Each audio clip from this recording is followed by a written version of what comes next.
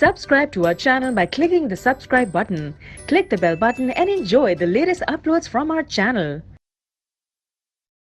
Question number 24. While preparing a temporary mound of stomata, 4 students use different stains which are given below. 4 students ने different stain use किए हैं. Let's see.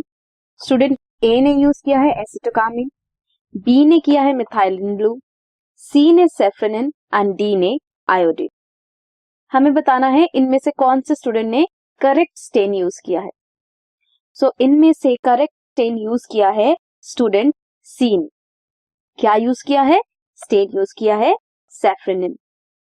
क्यों safranin is the correct stain used for preparing a temporary mount of stomata? Because क्या करता है ये?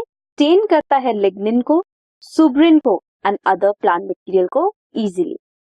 This was question number 24.